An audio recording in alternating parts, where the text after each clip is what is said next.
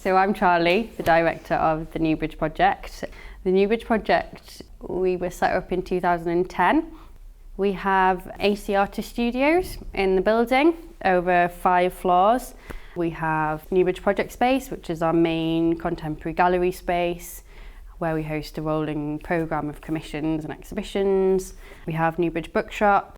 We wanted to provide 3 things. So it was affordable space, exhibition opportunities, and then also a community. So something that is a place where you can go where you're not just on your own in a studio, but there's artists around and there's chances for conversations and collaborations and get-togethers. Loads of things happen here. Plays go on, like bits of new writing. A lot of the reason that the theatre exists is to support people who haven't had their plays put on before, and that's a massive thing. I think any city needs a place for weirdos. I don't mean that lightly at all. I think you need people who are a bit kind of offbeat, a bit kind of socially isolated. You know, like you get people who come to this theatre who wouldn't go to the Theatre Royal because it doesn't feel like a safe space for them. This definitely has a the vibe of Alpha Betty being that you can come here and it's accessible. You feel like as a performer, I feel like there's an opportunity for me to do something here, and that's sort of inclusive and lovely.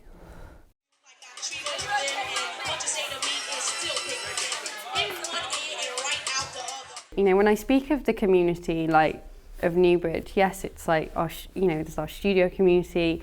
Then outside of that, there's our associate artist community, the wider artist community we work with. But then there's a much bigger community who all have a stake in Newbridge because Newbridge is so open and it's so accessible, and you can walk in the bookshop and speak to any member of the team, or kind of come in and hand in a proposal to do an exhibition, or book a project space and be in there putting an exhibition on the next day.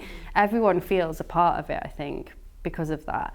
There is something quite exciting, I think, happening, and there is kind of a real critical mass at the moment that really needs to be protected because it's so precarious.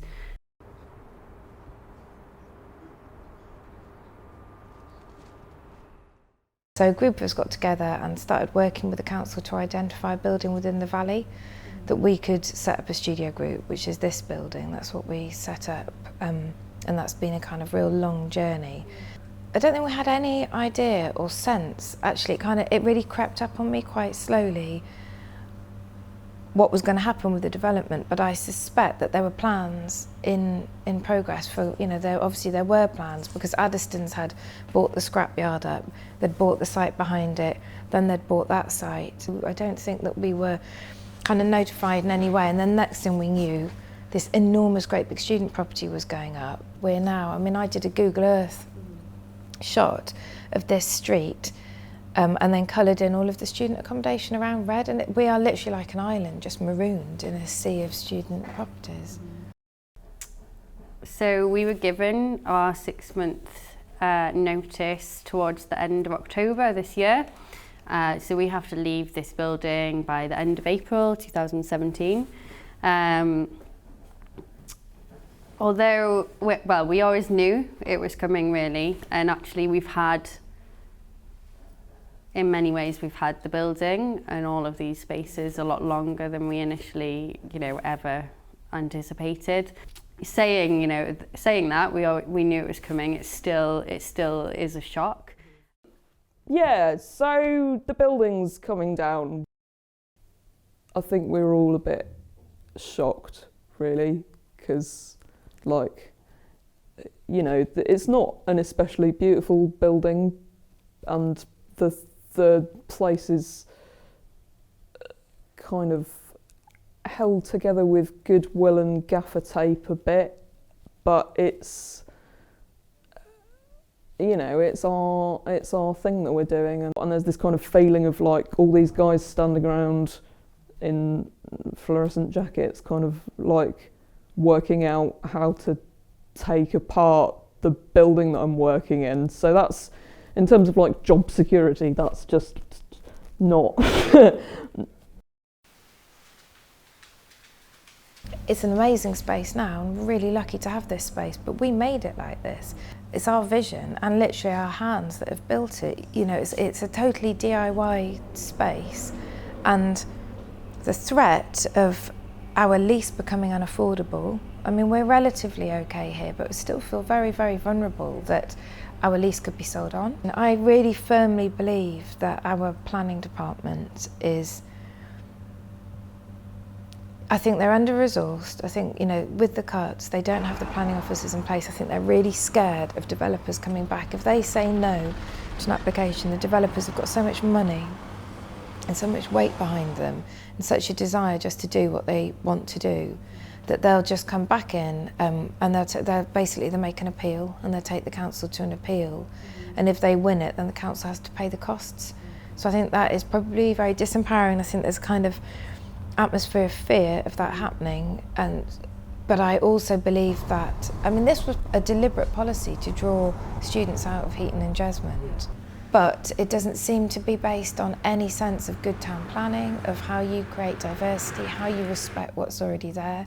It doesn't appear to pay any credence to the fact that we've got a really vibrant cultural sector down here, because there was lots of cheap, affordable space, because projects like Cobalt and Ernest made the area kind of more attractive and more desirable, and we've had absolutely no protection. And one of the ways that they could be protecting is by taking a much stronger stance with planning applications.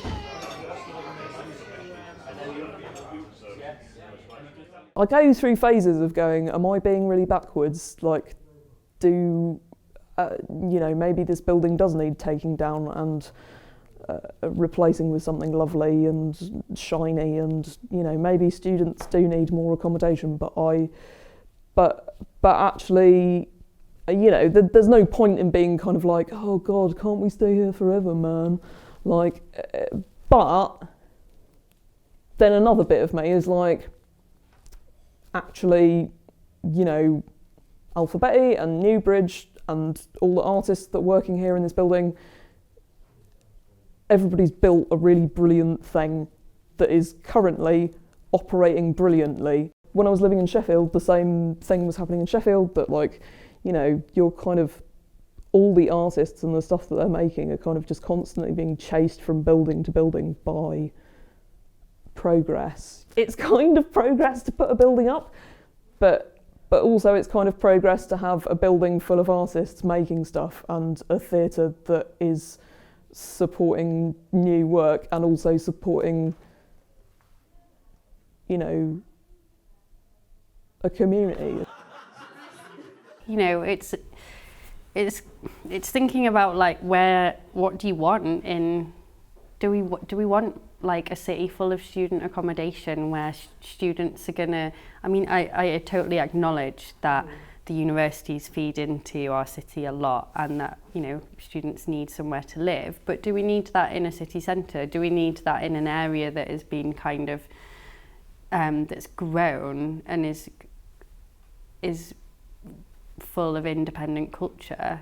What you need to truly make a city work and to make it, you know, interesting and people want to live there and go there and visit there is that kind of, that difference, that diversity, that independent stuff happening, artists making things, like creativity, culture, because that's what defines a place.